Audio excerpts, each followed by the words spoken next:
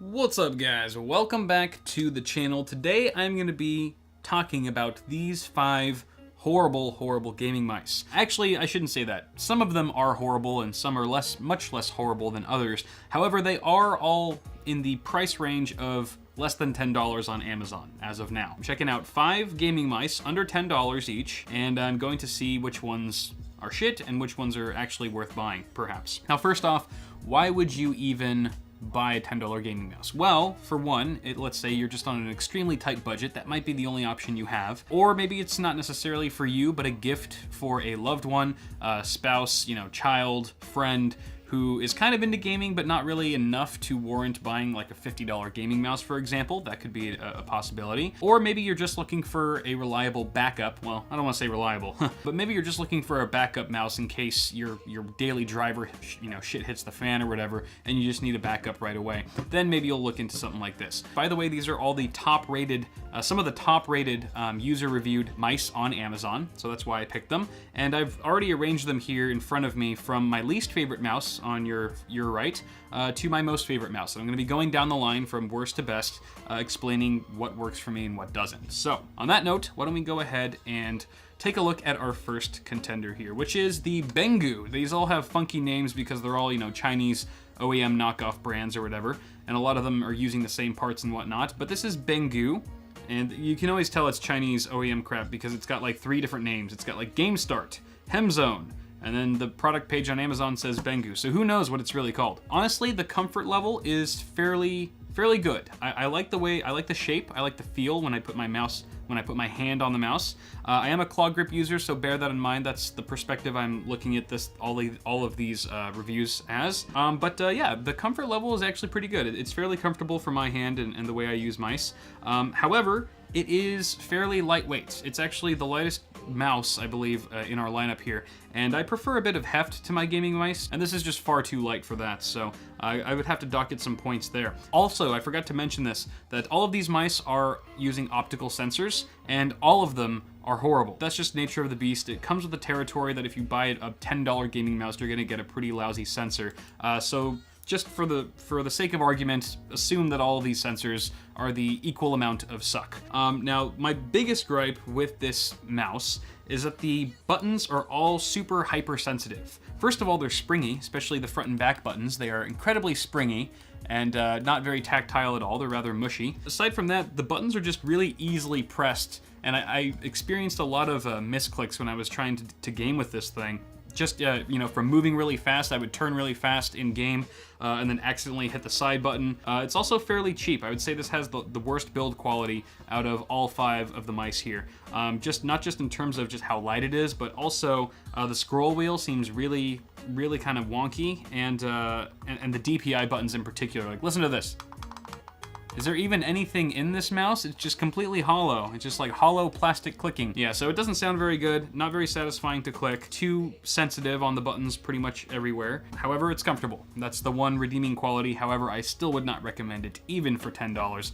Let's move on to the next mouse. This one is a Funta. And again, there's like 30 names on here. It also says Zelotes. I think it's just a much wider profile, so it fits your hand a lot differently. It's kind of hard to compare to the Benggu. However, it is very comfortable. I do like it. There are some gripes though that I have. The side here, the pinky grip is very slippery on this outer side of the mouse. My pinky just kind of tends to slide around on that area, and it's not the best. I wish there was a bit more grip there. And while there is some grip for your thumb, it's kind of got this recessed, these little grooves, and the grooves kind of, I don't know, they kind of like sink into my thumb after a while. They don't feel as comfortable after prolonged periods of time. So I'm not a huge fan of that. The build quality is better than the Benggu. However, it's still lacking in the buttons. All these side buttons are springy here. The left and right mouse buttons are pretty solid. Just kind of like the nice level of tightness that I like. And also the scroll wheel is much better than the Benggu.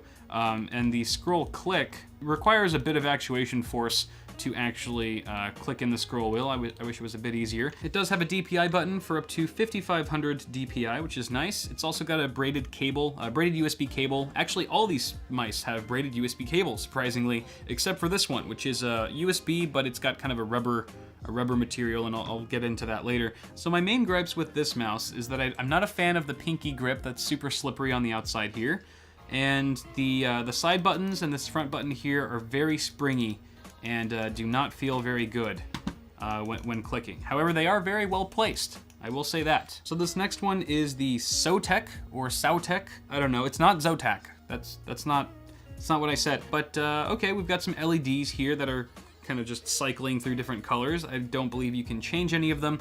Just like the Bengu, I didn't mention that. It also has a bunch of funky colors, 7 I believe, that just cycles through. The side grips here, this side grip on the outside is much better than the Afunta, which is a little bit more like kind of a rubberized material. And the inside thumb grip is also nice to rest your thumb on. However, it does feature those same grooves that we saw on the Afunta, which I'm not a fan of again. The buttons are relatively tactile. The scroll wheel, so far this is the best scroll wheel that we've seen. And DPI button is firm, but has a nice click to it. And the issue that I'm having right now is the front and back buttons. The back button is very accessible, but the front one is a little bit out of reach for me. I wish both of these buttons were just moved back, you know, a smidge, a couple centimeters maybe, and that would have been perfect. And I was having some issues with this mouse. Anytime I'd plug it into my to Hotline over here, the system would just blue screen. It just crashed instantly. I finally got it to work by just rebooting and, you know, rolled the dice by sticking this mouse in again, and somehow it didn't crash that time, so I was able to test it out more thoroughly. Also, even though the scroll wheel feels great, in practice, it actually sucks when you're scrolling, you know, through web pages and whatnot. The speed of the scrolling fluctuates like crazy. You'll be going, scrolling a mile a minute, and then all of a sudden you'll just like, it'll get stuck, if you will, and you'll just have to keep scrolling until it, evens out again. So that wasn't really good. This is the only mouse that had an issue with the scroll wheel like that. Next up, we've got the Sodi, and actually on the top of the mouse here it says James Donkey. I don't know. But you can see it's got some nice orange LED accents that are very subtle. It's got a subtle glow on the back end, as well as kind of peeking through the DPI button in the middle, you know, at the same time. It looks really kind of a classy mouse, actually. For $10, I would say this probably has the highest build quality so far. The actual comfort level is pretty good, and actually I love the weight. I love the weight. It's got some nice heft to it, and it's got these grips on the side that are kind of a gel material, and they're really, like, I don't want to say sticky, but they're really grippy, and I'm not used to feeling this kind of material on mice. However, it actually feels pretty nice.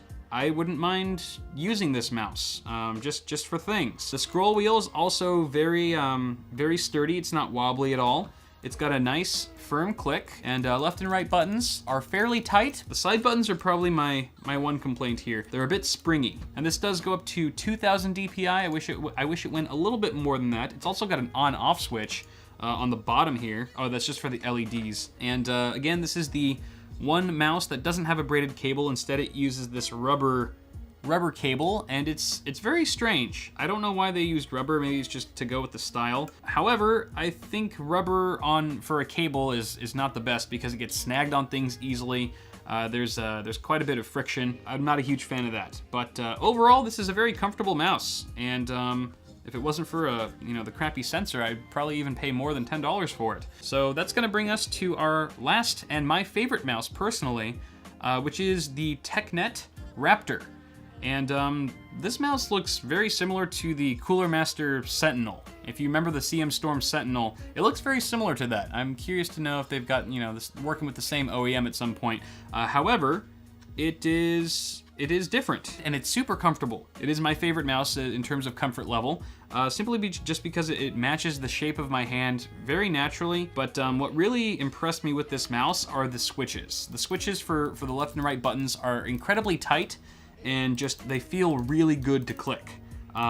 You wouldn't even think that this is a $10 mouse. Also, the front and back buttons, while they're not as high quality, I would say, as the James Donkey over here, they do not feel springy at all. They are simply like, you go less than a millimeter and it's just a click. There's no spring action whatsoever. It's just no bullshit. You press it and it clicks. It's a very satisfying click. Again, they're plastic switches and they're a little bit on the cheaper side. However, it still feels really good and tight. That's what she said. You got a DPI button. I believe this goes up to 2000 DPI as well, just like the Sodi.